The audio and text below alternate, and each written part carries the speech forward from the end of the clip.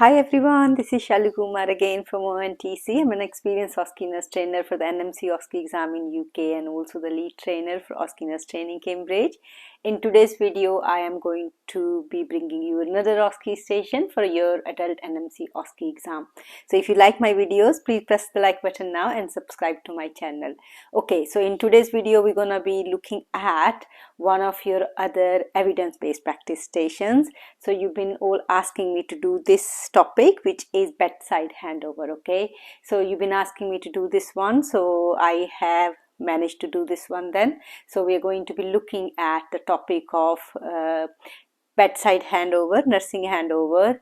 What are the advantages of it, what are the disadvantages of it, and what is the current evidence to say should it be recommended. Okay, so should it be recommended that we hand over patients at the bedside. So that's the topic we're going to be looking at. So I will show you a scenario, and then we will look at the scenario, then we will look at a little small study article, and then we will write our answers together. So okay, so it's a worked out scenario for you with the full answers at the end. So let's get started. So we all know our evidence-based practice stations are the 10-minute, the written stations. You will be given a scenario, and also you will be given a little piece of research or evidence study to read. Okay, just a small page, and then you have 10 minutes to write your answers as bullet points. Okay, so how to prepare, you already know, I have shown you this before this slide. Read and understand the current practices on given topics. Second thing will be complete practice scenarios like I am showing you one today. And again, third and very important thing is read and understand the marking criteria set by the test center. Okay, so those are the three main points that how you can prepare for these stations, which are based on your knowledge an application of evidence-based practice. Okay, so for nursing handover at the bedside, so that's today's topic. So let's look at a scenario we've been given. So I just made up this for teaching purpose. So you are the charge nurse in a medical ward, and one of the student nurses, Maria, has observed staff undertaking bedside handover this morning. So she's seen some of the staff members doing bedside handover this morning. So Maria wants to explore this topic further and ask your view and advice on this topic of nursing bedside handover. Okay, so as a senior nurse, as a medical charge nurse on the ward, what would you be your advice? Okay, so what would you tell where is, you know, after thinking about the evidence, how would you advise, what would you inform, you know, what would you say to Maria? Okay, so that's the scenario. And if you now look at next screen, you've been given an article to read, a small article, and then next screen after that, that's where you're going to write your answer sheet and add your candidate name. So they have given you line sheet to write your answers. So that's the paperwork done. So let's have a look at then we're going to have a look at the study together. We have already read the scenario. We know that student nurse is asking us whether bedside handover is a good idea. Okay, so that's the bottom line of it. So we need to give her some advice. Okay, so we will look at the evidence and see what the evidence says. So we've been given this article, which we will quickly look through it together. I have highlighted some stuff, so you can read the rest of the article yourself, but I have highlighted the main points in it, so that's what you will be looking at. So this article reviews the available literature that supports implementing bedside clinical handover in nursing clinical practice, and then seeks to identify key issues, if any, because obviously it's a good idea, but there is always, you know, some challenges as well. So it looks at everything.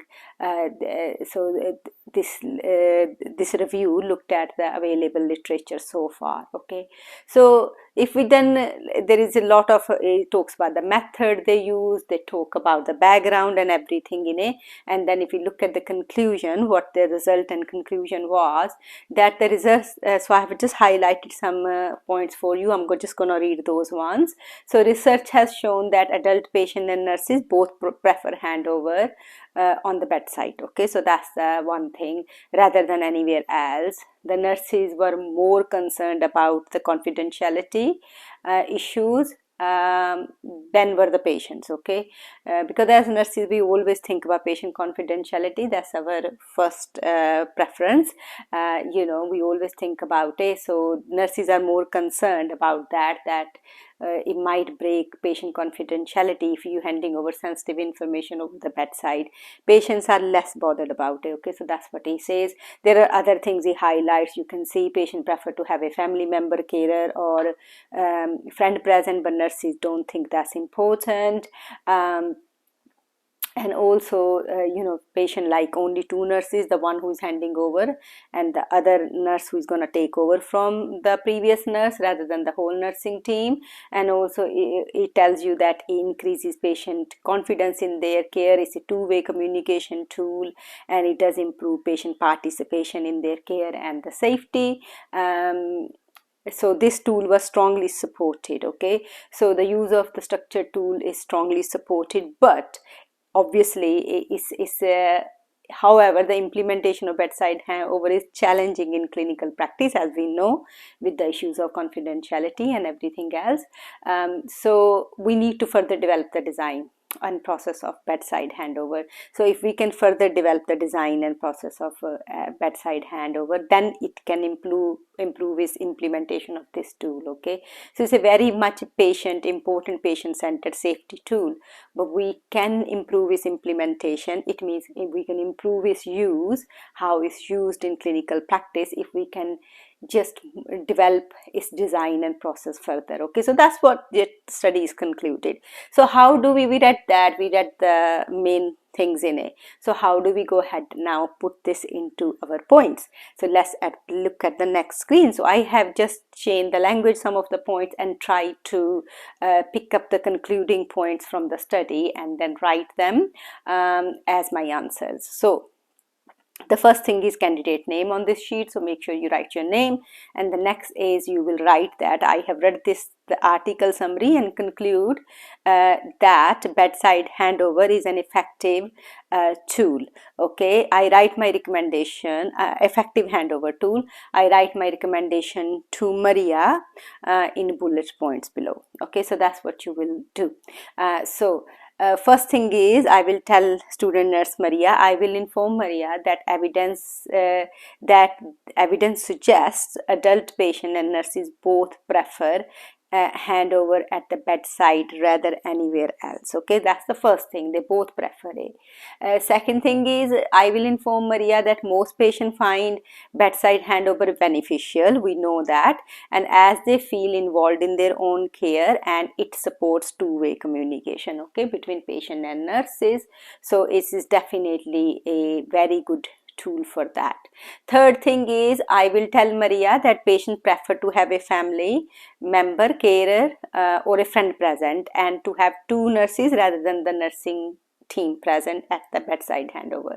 However, having a family member, carer or friend present was not considered important by nurses. Nurses always think as long as patient is involved in it, that's good enough.